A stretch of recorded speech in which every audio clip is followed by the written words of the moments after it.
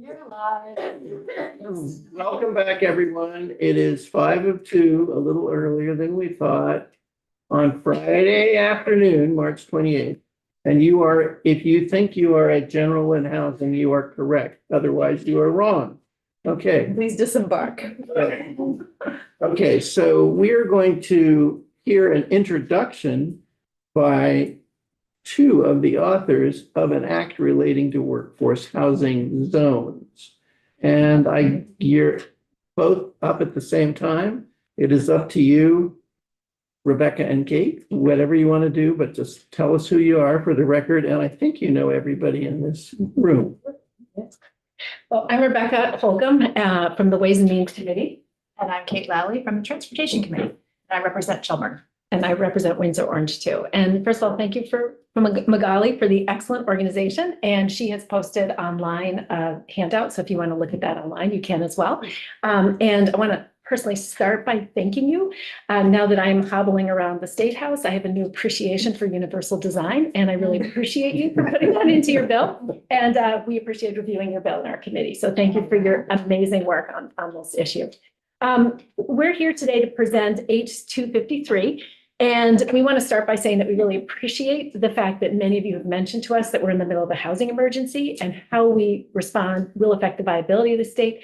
It will also affect the feel of the state. And we're really excited to be here and talk to you about an idea that we think is a new way of looking at some of our existing settings that might help better coordinate and complement our efforts to realign how we use land in ways that really achieve our goals of compact development, efficient use of a municipal infrastructure, but also that imperative that we protect and conserve our open space. You'll notice in 253, if you read it, that we also talked about the revolving fund for modular housing. You guys did a much better job than this short form bill did. So thank you also for dealing with that. We will not talk about that today because you've already dealt with that. So thank you. We want to talk about workforce zones and why it's an important way of thinking about land use. Because to develop housing near jobs gives you an opportunity to concentrate housing where it's needed most in ways that frees capacity in places that are farther from jobs. So it solves multiple housing needs at the same time. But it really lets you make much better use of those incredibly cost-intense but essential basic municipal infrastructures around transportation, wastewater, and water. And it does so by pushing the housing where it needs to be and gets people out of commutes. But it also does so in a way that conserves and reduces the pressure. And many of us are from regions where we see, and I talked to a local developer and he said, the only things we're building now are single family homes. And literally there is a new house going up every 10 acres because that's the only housing you can build right now. That's a problem because that's not what we want. It's not what we need in terms of compact development. So we need these workforce zones because we need desperately to increase our housing supply and affordability. Many of our businesses are medical practitioners. You can't get an appointment because they don't have staff to see you, because when they offer jobs, people can't find a place to live. We also need to facilitate economic growth. If we're going to actually have the revenue that we need to pay for the things that we need to be able to provide people, particularly in the context of what we're seeing at the federal level, we got to make sure that our employers can hire. And do have this need to slow climate change and conserve open space. And if we don't manage development in ways that reduce the vehicle miles traveled and that concentrate the development that we do need in slightly more compact and dense regions that are really close to jobs, we're actually eroding our efforts to conserve open space and provide for the long-term resilience. Do you want to jump in and say anything about that? And this is something that gets her very. Yeah. So I mean, the genesis of this approach really was the land use reform that we passed last year. We finally figured out that we want housing in the right places and not in other places, and we have an ever more granular understanding of what those places are. But this kind of goes a little bit of a different direction in looking at places that have existing job potential and growth, and creating a kind of faster on-ramp for them to acquire the essential infrastructure that is necessary for them to become capable of providing housing. And again, it's realizing that in these places, there is housing demand and it's going to happen. And it's going to happen in the absence of kind of an intentional approach. It's going to happen in ways that we don't want. It's going to happen as sprawl. And I can, as someone in Chittenden County, I'm sure Rep. Krasnow can appreciate this as well. That's our big concern where we are. And this has implications for our water quality, but also, the inequities that we're trying to address in sort of the haves and have-nots, right? There, people who have fewer resources have to live farther away from jobs and opportunities. This is an opportunity to address some of that. So it sort of touches on a lot of different policy areas.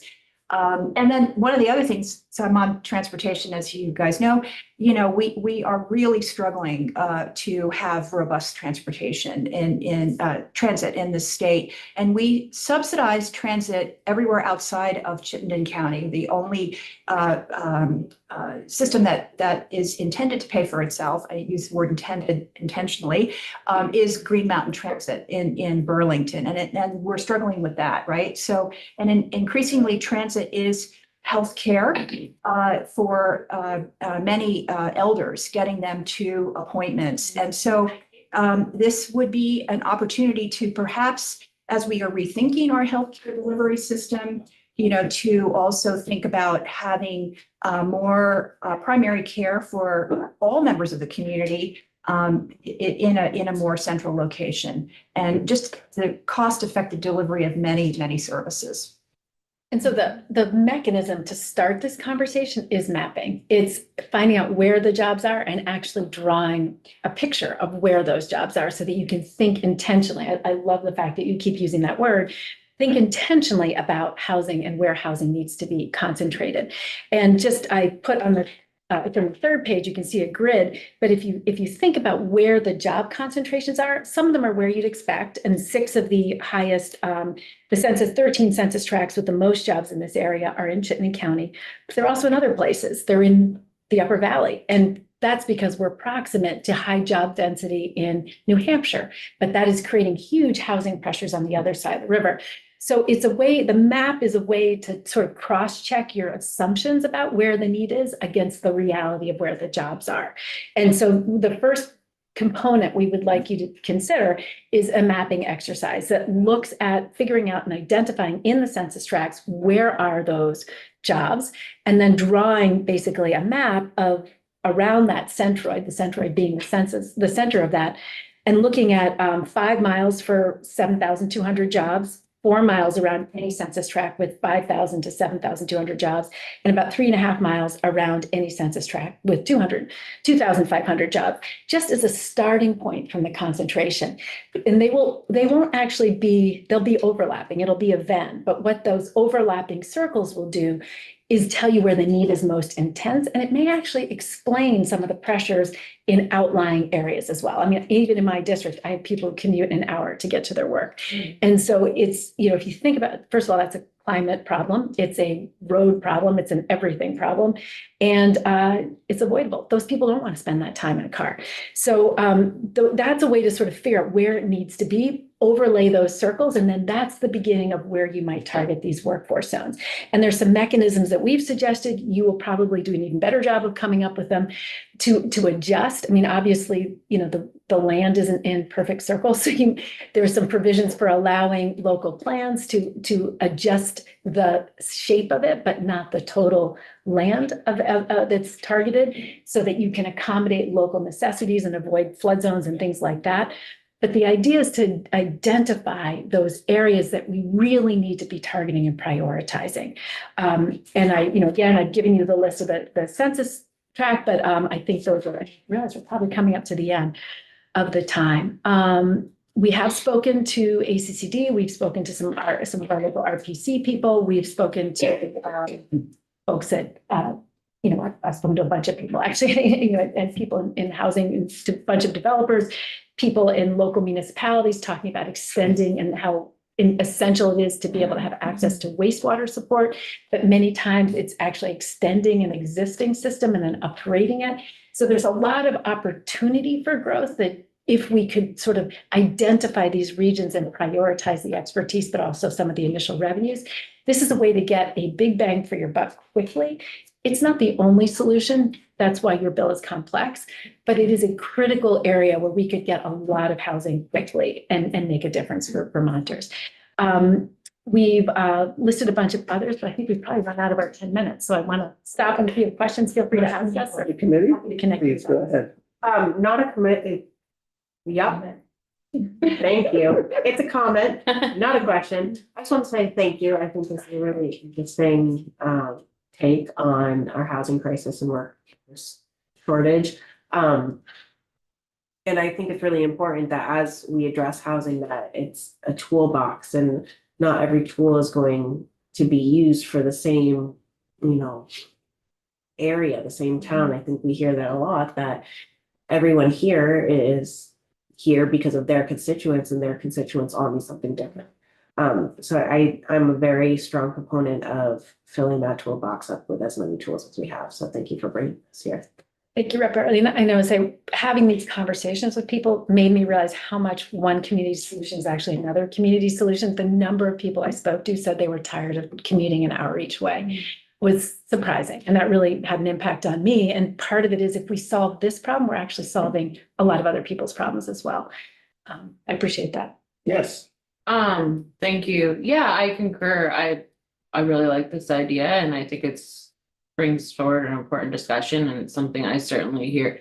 I am in a workforce area with all this, but I hear a lot from testimony and other places. I think it's really important, and I meet with a lot of business owners, and it's certainly top of mind. So I really appreciate you bringing this conversation to us. Thank you. And the one thing I would say is that we do know those maps will need your review, and that is said here. So we know again that this doesn't happen in perfect concentric circles. So I think getting the map this year would help you have a conversation next year about how to focus some of these resources. Yeah, that's great. I believe in data and maps and getting. Thank you. Do you believe, I mean, you must have looked into this. Are there a substantial number of these areas that you think would be mapped as job zones that are not in tier 1? I can say my own area. Some of the areas I'm thinking of are not in tier 1. Yeah, is the upper, is Upper Valley, is Norwich, Norwich is, Not we in- have a designated downtown, which is not optimal for development. it's a designated. Downtown, yes, Yeah. but it's outside. Well, it may be part of this might overlay it. I haven't mapped it, so I don't know. Yeah. But I know the prime area that is on a state highway that has public transportation on it and that's close to wastewater is not in that designated Yeah. downtown. So I wanted to ask you, well, did you have a question? No, I want to ask you a process question, which you should feel free to say, let me think about it, and let us think about it, and don't answer it, okay? The reason I think I actually was a little surprised when your bill was referred to us, and then when I looked at it, I realized it was referred to us because of the modular housing part. And as you know, we really took that seriously, although the money part, just so you know, the money part was taken out, but DHCD tells us they will pursue what we wanted, just maybe a little slower. And so as a practical matter, some of us, myself included, intend to ride them during the summer and see if we can get them a little closer to do something. But anyway, my question is, as to this, we, for various reasons, have just steered clear of Act 250 and just left that very much to Environment Committee because they own it. They really own it. And I mean, among other reasons, we just felt like if we really got into that, we'd have to take enormous amounts of testimony, which we barely had time to get the housing out. So how would you feel if we move this bill over to environment? I think that's yours. That's a. I know, I'm just jurisdiction wondering, thing. but I'm asking for your thoughts. I would also say that this bill was written in October, and you've done a lot of tremendous work since then. Yeah. And so again, I think where you ended up on the module, I really wish you'd had the funding to support that, because I think that's incredibly high leverage work that's actually going to open a lot of doors for Vermont. And I would argue that even the mapping activity is a low cost, high potential leverage activity. And so I'm comfortable with moving the conversation because I think Vermont knows we gotta do some things differently. But as Representative Krasnow said, we have to do them in an evidence-based way. And so I think however you choose to do it in the committees of jurisdiction, I really hope we can consider evaluating where the zones with the highest density are and where the highest pressure is, and then cross-referencing against the existing bill. I think that would be a really important first step. In your conversations with DHCD, was there a willingness to undertake the kind of mapping you're talking about? So they have a bunch of tools. They've sent me some preliminary stuff, but what this is a little bit more nuanced. And I also think there's well, go ahead. Yeah, I was just gonna say, I wonder if VCGI might Yeah. do some of this and Is I, that the Vermont, they call geographic Yes. information. Yeah, almost kind of Map makers. presented in the form of a heat map of looking at the different factors, which would sort of reveal the potential in a sort of spatial kind of at a glance way. And then, you know, in terms of just my own thought on moving it to the other committee, I think this really touches on issues that they are struggling with the rollout of the 3-acre stormwater. How do we looking at things there? They have a study to look at a regional approach to stormwater management, which I think some of the land use proposals in here really speak to. There's, of course, the ongoing crisis with, public transit. We receive about a third of our funding in the transportation sector. We're second only to Medicaid from the federal government. So it's very precarious right now. So the more we can sort of try to do more with less, the better. And I just think this touches on a lot of conversations. that are It's going land on. use. Yeah. Intensely complex. And ACCD, by the way, has already talked to VCGI. So this is a capability that they could do. You might want to give them a little flexibility about how they represent it, but I think this is entirely within their capability. Elizabeth, did you have a question? Oh. Okay, yes, and then you're next. So you just touched on it, because my question wasn't there cutbacks with GMT, Green Mountain Transit? Yes. And what do you do if you do the mapping with what's available now? Well, one of the area that you represent, actually, that overlaps with New Hampshire, is an area in our state that has the potential to become a municipal planning organization, metropolitan planning organization. Sorry, MPO is the acronym. Right now, these are population based and it's a federal designation. And right now, the only one that we have is in the Chittenden area. But my understanding, we took testimony earlier in our committee, we're about between 10 and 15,000 short on the population side to have a second one that would sort of overlap with New Hampshire. Why does this matter? This is a way to get a faster access to more federal funds for transportation and lots of other potential benefits. Now, possibly none of this matters anymore, but we can, well, I don't know. That just for your consideration. I don't know if it matters anymore at all. Wait and see.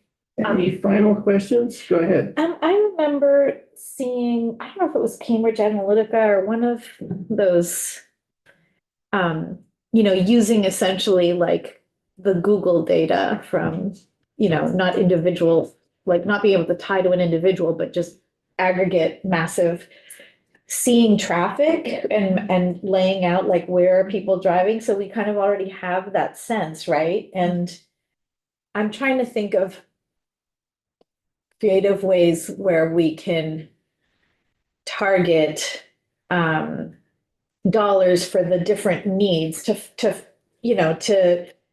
the right activities, if like build, but also like, okay, if we only have so many dollars, what if we try to switch the super drivers to EVs or make sure that they have transit timed with specific big employers, or creating partnerships, public-private partnerships with like employers and housing agencies, employers and transit agencies. And so, yeah, I'm really excited about anything that's like mapping, gather the data, like what's actually happening, because I think that we do stray into assumptions that may or may not be, as true now as they may have been even 20 years ago. Well, the other thing is like, what is the alternative, right? The alternative is just sprawl. I mean, that's the default, right, Mhm. of everything. At our permitting regime at the state level is still kind of mired in that.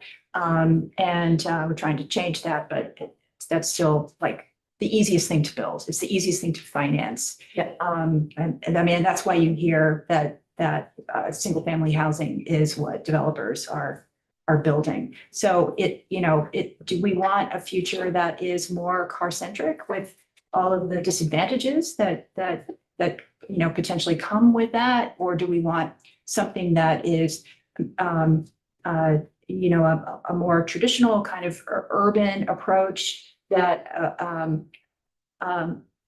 it enables more income diverse housing, transit supported housing, lifestyle choices that are maybe car light as opposed to car dependent, reduces emissions, but also creates more medians in our communities for grand list, platforms for prosperity, right? Which means grand list growth, which means lower taxes, so. And workforce development. And jobs, right. I mean, you have to kind of look at it sort of very holistically. And it's just an affordability issue too. I mean, I door knock a lot in my communities, and just in 2 years, the growth in single family homes, and if they're all built on 10-acre lots, you can imagine what's happening on a lot of our rural roads right now. And those are not people who want to drive. Like I heard over and over again, yeah, I wish I didn't have to drive an hour each way. There's who's closer. And so these are people who are there not by choice. They're there because there's no other place. You know what that does to your gas bills if you're in a gas car and most of them were. And you know what it does to your housing costs, because you're not just getting a compact house near where you work. You have to buy the land because you have to have 10 acres and you can't build. This is not a prosperity agenda for Vermont. And so I really hope we can, we did good work last year. We don't want to do good work, but we also have to ask about where those jobs are. Where do people want to be? And where do we need to direct the development so that we're preserving what we love about Vermont, while also making it possible for people to get a foothold here. And in my area, a lot of seniors who want to move out of their homes and into smaller homes as well, frankly, so families could move in with kids. This just meets a lot of needs. Well, thank you so much. Thank you. Thank you. And thank you Appreciate again it. for all your incredible work on your housing bill. I know it's hard, and I really hope we find some money for you guys. Oh, little money. Thank you, what it means. So Heather, you want to come and have a seat? Everywhere I can. Thank you. Our next, we're going to hear from Representative Supranant about an act relating to fair labor standards and housing standards for agricultural workers. And I assume, Heather, that you know everyone in this room. I don't know you. You missed one. Okay. Hi. Tom. I'm Heather. All right, Heather, Sorry. tell us who you are for the record and take it away. Great, thank you. For the record, I'm Representative Heather Supranant. I am Vice Chair of the House Committee on Agriculture. I want to thank your committee for giving me a portion of your afternoon today. It's the first time I've ever been in here. And I'm really excited to talk about H403, which proposes to do 3 things. It repeals the exemption of agricultural workers from the minimum wage laws. It provides overtime pay for agricultural workers. And it provides inspections to determine the adequacy of farm employee housing. And before I dive into the more nuanced details of H403 and their importance, I want to start by saying that this bill was informed by my experience serving on the Agricultural Labor Study Commission this past summer. Representative Bartley was really informative. And that commission was created by the legislature. After weeks of testimony from advocates, farm owners, farm workers, as well as an in-depth review of Vermont's ag labor laws by our own Ledge Council, it was clear to me that the areas of labor law that were in real need of updating. This is such an important and challenging issue, and this bill seeks to strike a balance that wouldn't impact the financial solvency of farm owners, while also recognizing that in order to have a vibrant and sustainable agricultural economy, we must not only pay our farm workers fair wages, but we must also acknowledge the value of agricultural work in and of itself, for all the ways it contributes to healthy communities, rural economies, and our landscape. We encourage young people to explore the trades as potentially lucrative opportunities in the workforce, but agriculture is not one of those trades that we encourage young people to enter because you can't make money farming. And while that sentiment certainly holds truth, there are distinct legislative corrections that work to undo that reality, even if slowly, and that is one of the main goals of H403. This bill would ensure that farm workers are paid the state's minimum wage. And additionally, it would make workers eligible for overtime pay only if they exceed 60 hours a week at a time-and-a-half rate. We know that farmers don't work the standard 9 to 5, 40-hour work week. So it was important that this be considered in the approach to ensuring farm workers are fairly compensated for their labor, but not at a pace that threatens the financial stability of the farm itself. The second part of this bill addresses a survey to be conducted by the Agency of Agriculture that will help to illuminate existing shortcomings or areas for improvement to employee farm housing. The survey will focus on the adequacy, availability, and safety of farm employee housing, and the questions cover a wide range of matters relating to safety codes, repairs, privacy, and living conditions. And there's nothing in this bill that mandates farm employees to participate in the survey themselves, but the Secretary of Agriculture is tasked with conducting the survey during a regularly scheduled inspection. The surveys are then submitted to the Division of Fire Safety to inform whether the division should conduct an inspection of the farm employee housing to determine whether or not it is safe for occupation. If the Division of Fire Safety conducts an inspection of farm employee housing, the division shall assess whether the farm employee housing satisfies the requirements of the Vermont Residential Rental Housing Health and Safety Code. And if the housing is found to not be in compliance, farmers are given a grace period to correct the issue without any penalty. The bill itself would take effect on July 1st, 2025, but the overtime provision wouldn't take effect until January 2026 to allow farm owners themselves to adapt to that. And what isn't included in this bill, but what I really wish I had, so for the committee to consider, is a provision that would make it so the Secretary of Agriculture connects farm owners with the Champlain Housing Trust, who has programs specifically for farm worker housing repair. And I think that would be a really wonderful link for farm owners who are struggling to make those repairs themselves, but have financial resources available at their disposal to do so. And that's all. And then I'm happy to take any questions. Questions? I have some questions, can't help myself. Happy to hear them, Chair. And this is one where I didn't participate in the study and so don't know what the hell I'm talking about. First of all, I'm kind of curious about the 60-hour overtime. That's really interesting. Do you have any idea or heard any testimony or information on whether, 60 hours is 10 hours a day for 6 days.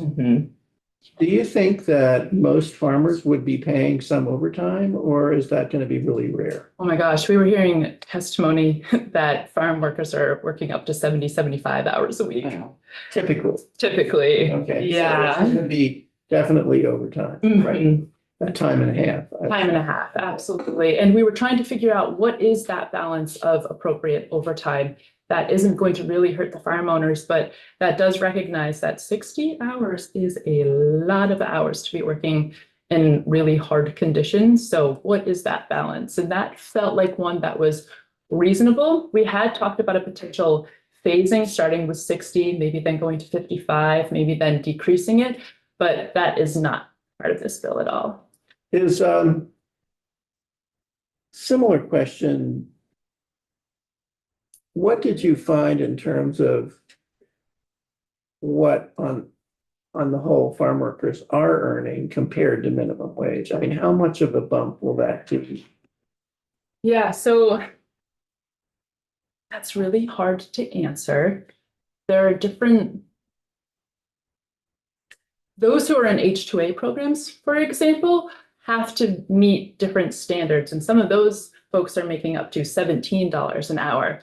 But Vermont has a substantial migrant workforce, Right. and there was not a lot of clarity around what they were making and what they were making that wasn't also inclusive of housing or food or any of that. So that I think would be really important for the committee themselves to dive into a little bit further. So very often you have a migrant workforce, so you're giving them housing, you're giving them food. And if you were forced to pay minimum wage, you might end up deducting some of that or charging people for some of that. That certainly could happen, and that is one of the questions in the survey that is in the bill that I would ask, is your rent being Right, okay. deducted from your wages? Any other questions? Please. So it seems like there's definitely a need for balance between, you know, if housing is being provided, and a wage increase and overtime, and we want to make sure that the housing is of good quality, that it may feel like a climb. But the reality is that none of those things are happening right now. Right. So when we say that housing is provided, We don't know what kind of. it's often, you know, like people taking turns in a bed in an unheated trailer, or, you know, like people sleeping above a barn. Like, it's not necessarily housing that is out in the market that somebody else would move into, and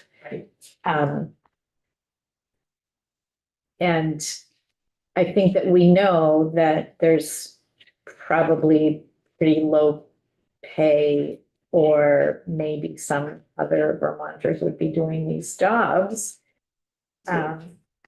So I think, yeah, I'm just kind of probably saying stuff that we already know, but I think it's just important to understand just why we, like, you're in ag and you think that this is necessary. I think it speaks to farm owners that are struggling and farm workers that are struggling. I think your idea of connecting the farm owners with Champlain Housing Trust and those repair vouchers with those repair dollars would be really, really smart. I would think that that's. Any other questions of Heather before we let her go? In determining what is or is not affordable to farmers, dairy farmers in particular, the commodity price is highly regulated by the federal government and doesn't necessarily go up when it should. So there's a very narrow margin to be considered, particularly in the dairy industry. And it's not unusual for the bulk price to farmers to go down and at the same time go significantly up on the shelf. So there's a certain sensitivity to food prices that make it very difficult sometimes to meet increasing costs. Heather is a dairy farmer. The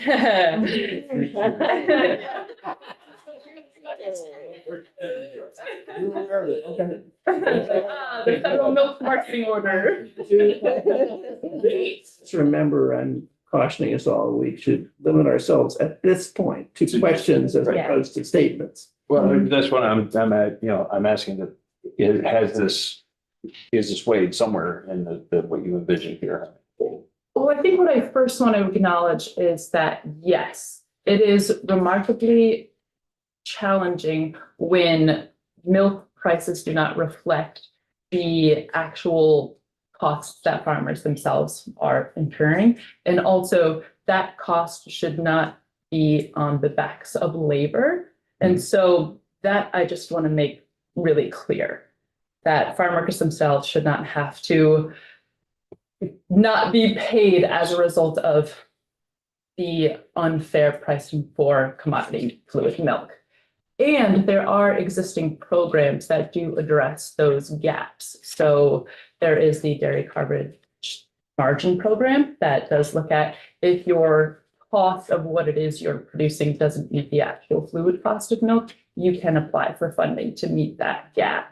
So there are things that exist for farms to make up for that, but I don't think that labor should be what is cut in order to make up for that. Yeah, definitely. So I just want to be really clear about that while acknowledging that, yes, farmers are not themselves paid for the cost of work that they do. Yeah. Any other questions? Hey, Heather, thank you so much for coming. Thank you so much. Yeah. Nice meeting you. Thank you. See you. Thank you. Monique, you want to join us? So Monique is here for a bunch of bills. 3 in particular. and let's- Now, as you can see, you want to look at our wall over there? Yeah, no, it's good. Anyway. Thank you for your work. It's going to start with H 261, which is an act relating to establishing a 32-hour work week. Then 262, which is electronic monitoring of employees, and then 263, which is a right to disconnect. So why don't we start with 261? Okay, and you want, Chair, would you like me to just do questions in between each one or just? Yeah, I think we should take them one at a time. And Okay. yeah, we'll do them sequentially and carefully that way, yeah. So for the record, Monique Priestley, thank you so much for having me. I'm just gonna do a little bit of framing, and I also apologize. I try to come in with stories and the committee members from last year. I tried to terrify them as much as possible. Unfortunately, I didn't have the time or brain power to terrify you at this moment, so I'm gonna just go off the cuff in a lot of ways, but I did give overviews to your committee assistant, and I think they're being posted to your website, so for each of these. So a little bit of framing on all of these is really no surprise, probably tech themed labor bills and privacy related labor bills. And I know I introduced 32-hour work week and the automated decision electronic monitoring one last year. And so these are kind of repeats for people who've been on the committee. And the framing, I guess, additionally for tech is in a lot of this, it's really the evolution of our workforce, and also just thinking proactively around, well, currently about data privacy, but also proactively, maybe we're lagging a little bit behind, artificial intelligence and automated decision making around things. So the 32-hour work week is like, as we start to have systems that are going to be coming more at play and affecting our work in our workplace and kind of workforce in general. Things like 32-hour work week, starting to think about, I think the broader influence is as AI and things like that starts to kind of come into our workplace. We want human first kind of like standards of how can we leverage artificial intelligence and things like that to free up some of our time and actually give our humanity back to work in a lot of ways. So the background for 32-hour work week is we have been using the same kind of hourly work week since the early like 20s, 30s, 40s, basically Henry Ford, and established that. I think in a lot of ways, we are working just all the time. We just heard from Heather, everybody's working all the time. And I think that we have room to make adjustments to the number of hours and schedule The last page on my introductory remarks from last year actually charts out. I know the biggest concern here usually is how does this affect money and wages, both for the employee themselves and also for what the employer is paying. This bill really just establishes, like in our statute, everything is focused on 40 hours of work per week. And this is really just suggesting that you go down to 32, and it's up to, there's a lot of room for the legislature if you wanted to take this up to figure out how you want to kind of do that. It's all tied to benefits. And so that's the big piece here, is like how that ties to benefits. That's really driving the entire bill. And let's see what else. On this, so there's a number of different states. This is on the end of the overview for introductory remarks. There's a number of different states that have been working on this. Also, additionally, countries who have piloted the concepts. And then there's also a number of different entities around the world, like advocates who can come in and testify to support and also to counter, as you probably all received emails from Sherm. So yeah, I guess I'll just stop there on this one. It's not. Questions on the 32-hour work week? I'm assuming, am I right? First of all, I didn't see a hand, but I don't want to talk until if other people have questions. I'm assuming that, am I right that sort of behind this is a feeling that, I mean, 32 hours is what, 3/4 of what 40 is? 4 times 8 is 32, 4 times 5, it's 4/5, right? Yeah. I'm assuming is the thought would be that people wouldn't earn 4/5 of what they're earning now. They'd earn what they're earning now. Right. And that we would Yeah. be capturing, essentially, what's really behind the bill is the idea that we would be capturing increased productivity, not in either higher salary or higher profits, which is the way, I mean, labor wants to capture it in terms of higher salary. And naturally, owners of companies, whether it's stockholders, shareholders, want to capture it in terms of higher profits. You're saying by doing this, we're going to capture it in part through less working hours. Right, and more efficient working hours, yeah, and giving people basically work-life balance back into their life. And the chart on the end does have like a whole pay structure of like, what if you paid them less, but like, yeah, it's all, yeah, anyways, like that last chart, yeah. Please. So I'm gonna ask a money question. Yeah. Overtime. Yeah, so overtime is something to think about. The benefits is something to think about, and then also sector specific things. So I know like I had several after this got introduced last year and WCX did a thing. I had several restaurant owners who were like, we can't do this in food service. So like also like healthcare exemptions, emergency exemptions, like certain sector exemptions. But I think in a lot of ways, like it is also could be other than the industries where like this would be really difficult to just do for everyone across the board. Using this as a, as we're saying, like heightened productivity, efficiency, giving people part of like their life back as also a method of like attracting, like some states only did it for state employees and things like that. And so I don't know, I'm just saying it's a possibility. Some states are doing that, where as a way to recruit people into the labor force as like an attractive benefit. So there are states that have. Yeah, I referenced some. I need to check. I have not seen what happened after I introduced this last year. This is a repeat document of last year, so I can get you updated states, but they were exploring it.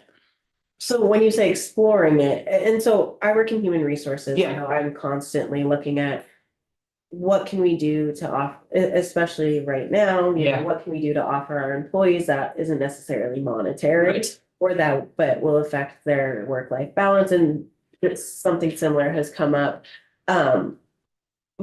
But my understanding, a lot of the businesses that have already put this in place, they've done so voluntarily, and that like works within their industry.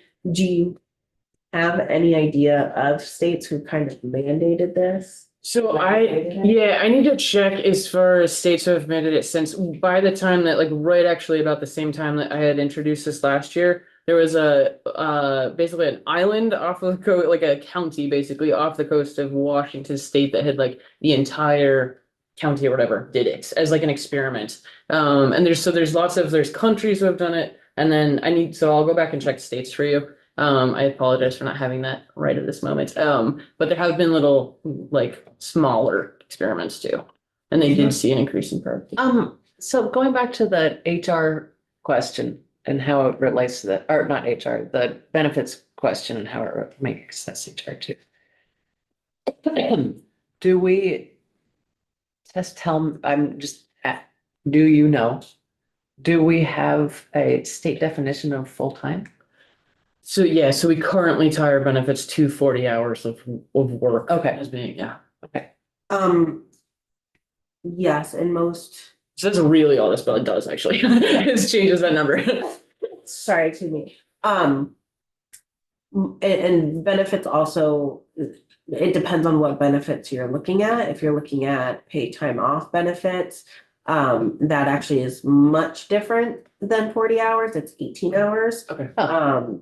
If so, you by law in the state of Vermont are eligible at 18 hours a week for paid time off, specifically sick leave, and your employer can call it discretionary or whatever.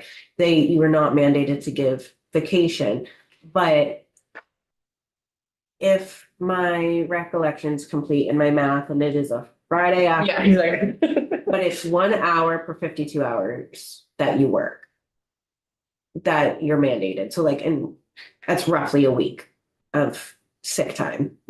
I see. Okay, all right, thank you. I appreciate that. Any other questions on 261?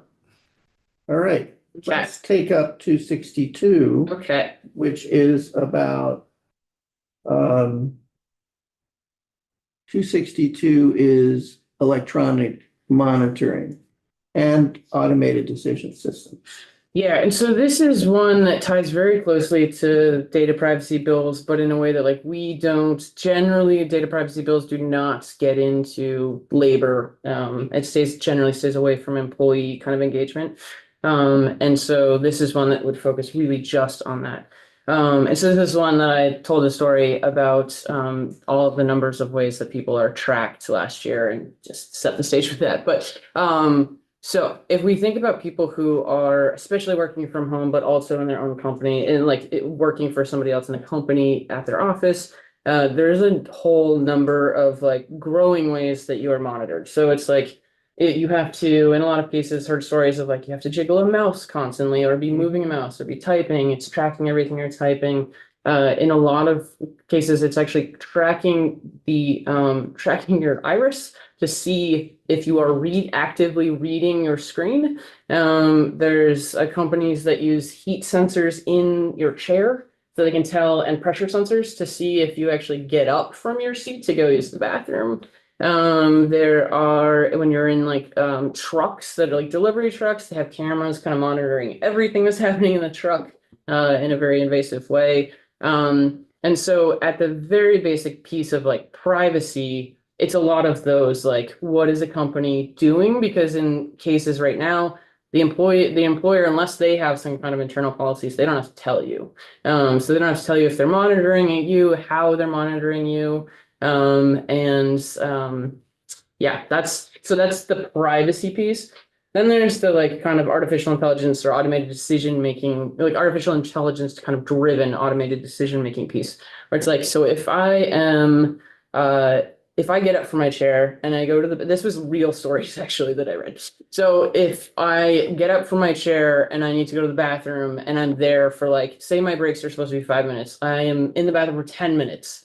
Then the company can use artificial intelligence to constantly monitor all of the data that is being collected from these systems in order to decide like, oh, we're going to dock your pay this week because you weren't in your chair. You were like missed extra 5 minutes in your chair, or we're going to fire you because you got up from your chair for 7 minutes consistently for 4 days or whatever it is. So it's a lot of what is all the data that's being collected about us, and then how can we just fire people or dock them or whatever because the automated system, which may or may not have human engagements in between, to kind of check the system, is making decisions about your life and about your work. So the kind of the problems that I listed out here was one, just invasiveness of people being monitored all the time. And also there's a lot of studies about like the pressure and anxiety that drives somebody to be constantly thinking about if they're being watched at all times. Just lack of transparency of people being aware of whether or not it's happening and how it's happening. And then bias and discrimination potentially around the automated decisions about how they are making decisions. So it's like, I might, if I'm a different gender or a different age or a different ability, then I might have different needs as far as like my workplace situation. It doesn't take into account that kind of thing. And then going into like unfair performance evaluation of like monitoring tools, not having a human that's like, well, why did you take an extra 5 minutes in the bathroom? Like maybe you were sick that day, and just trying to get back. And then health and safety concerns, just mental well-being, and then a lack of recourse if there is no human involved in any of the automated decisions that are happening. So this bill is really getting to at least like trying to get an employer to say, what are the systems you're using to track people? Not saying they can't do it, but like, how are you doing it? And let your employee know that you're doing it. It also puts in minimization standards around, so when it comes to data, you should only be collecting the minimum amount of information related to the job, not like their entire lives, always listening to what's going on in their house and who they're talking to and, you know, their family and all that kind of stuff.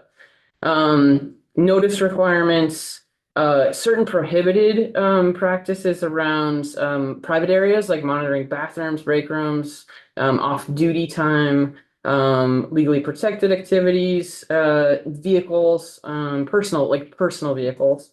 Let's see, collecting data about protected characteristics, and then I guess around biometric data that we talked about in the privacy bill, which is like facial, your pattern when you're walking, your voice, and being able to, there's emotion recognition technology. So like taking in data around how you are emotionally feeling at work and then making decisions off like, well, you're too stressed for this job, we're gonna fire you.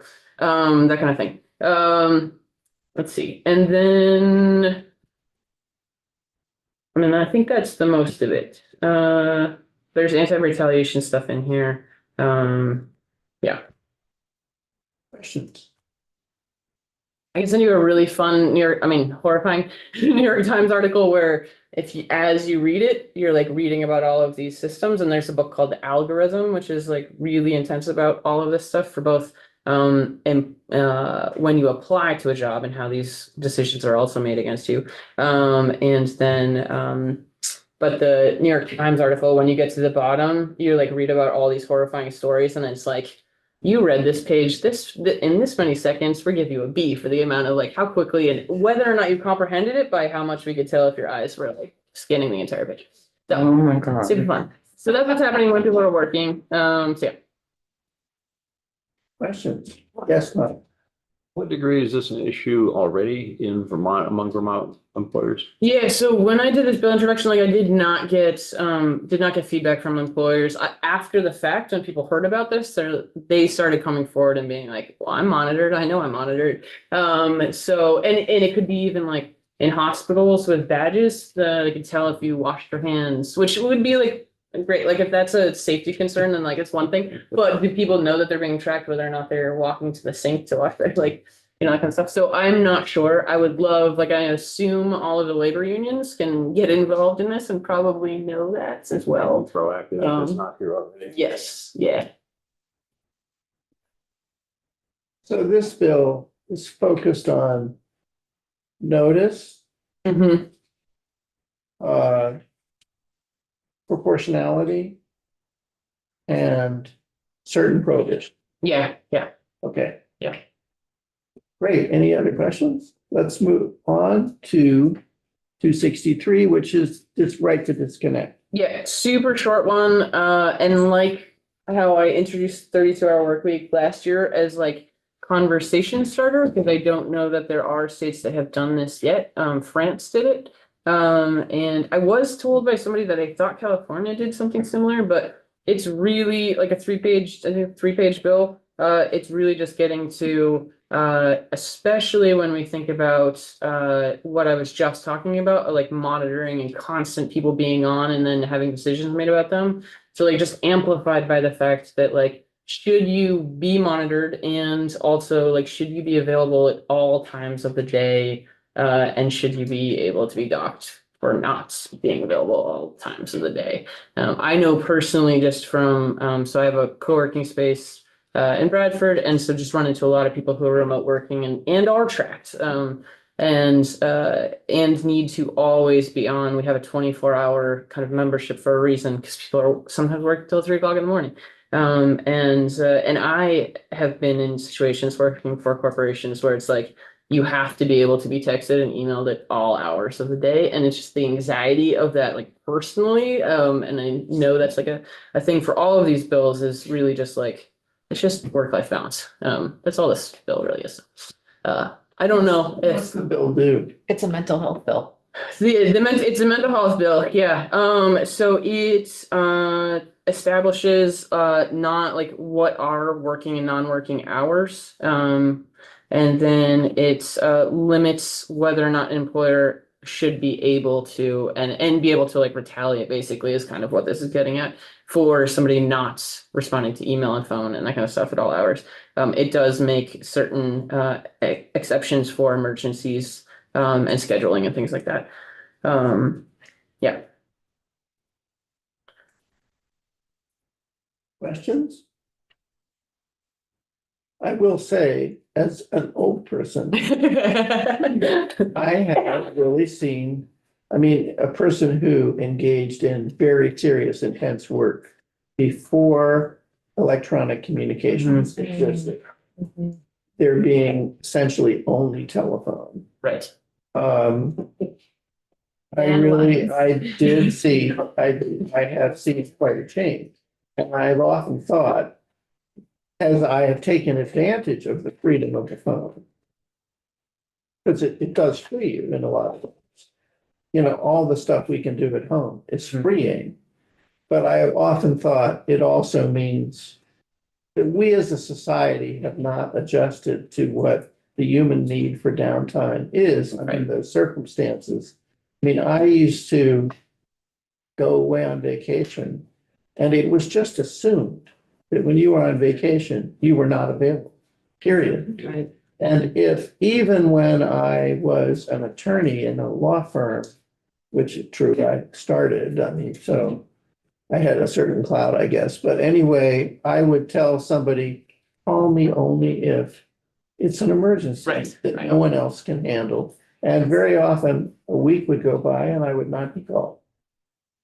Bye. I'm sorry. Yeah. It's not you, it's me. Even if it was me, it's okay. Okay, well, We're tracking this, Ashley. Tracking it. That's right. Actually I was doing what I'm always telling them not to do, which is just blithering as opposed to asking you questions. So, It's all right. any final questions of the author of these 3 most interesting bills? All right. Thank you very Yeah, much. thank you. Magali, before we depart, let's talk about Tuesday. Let's do this. Is Tuesday posted? It is. Ladies and gentlemen, Tuesday is posted on our website. It's stressful. Yeah, I want to be there. All right, at 1 p.m., we will have Fair Housing Awareness Day, with presentation from, the Vermont Human Rights Commission and the Champlain Valley Office of Economic Opportunity. Then at 1:30, we'll have further testimony on H 173, which is an act relating to granting public higher education employees the right to strike. remember, which we've had some already, yeah. And then from 2:30 to 3:30, we will hear further testimony on H 169, which we just heard, which is an act relating to amending the prohibitions against discrimination in public accommodations and housing. So remember, the House convenes at 10. And then there's caucuses and then lunch. And so we'll start at 1. If you, 1:30, you said. 1. I think you all know that look on Sunday night for your emails, Monday night, particularly from the clerk. Have you noticed you get 2 emails announcing one of them is an invite, the value of which is that it's her estimate of how long the floor will be. And she has, at least until things go nuts at the end of the session, amazing accuracy. So that will help you plan your day. Yes. I just wanted to let folks know that at 11, there will be some advocates in the Cedar Creek room on Tuesday morning. We may or may not be off the floor, but if you want to have an off the record opportunity to ask folks questions, or you want to just hear what they have to say about 169, they're going to be some people speaking to just the Fair Housing Awareness Day, and then some people might address that. Also, Yeah. just for your information, we will receive, House, the Senate passed the housing bill out Oh, today. So it will come to us sometime next week. Apparently, it takes time for people to walk the bill. I don't know, whatever happened. It takes time. It's a big bill. It's very heavy. Anyway, it will come to us. And we're working on it together in a process of trying to, we have possession of it then. Is it I- going anywhere else? It'll definitely go to Commerce, and in fact, I think we'll have to work with them. Because a lot of the bill is on purpose. That's where the locus of initial decision making was on financing of it. So that's going to be our work. It's going to, be working that we're going to be doing in a few weeks to try to make that happen. We have possession of that bill. We no longer have possession of our housing bill. Our housing bill is in the Senate. I have been asked to go to the Senate on Tuesday at 11:15 and just present our bill, which I will do. One other thing. So there was a general sort of omnibus labor bill, 125, that came out of the Senate and was referred. Some of what's in it does not relate to this committee. It relates to Commerce. Much of what's in it relates to us, which is, various labor issues, including overlap with issues that various bills that we've considered, or at least heard introductions for. And that bill will start in Commerce. Today, it was referred to Commerce. It's S-125. And it started, I see your fingers twitching. It started, I'm just trying to know, it started to act, it started over there and it'll come to us. Is there anything else that anyone would like to add about next week? Anything else? Yeah, like share us notes.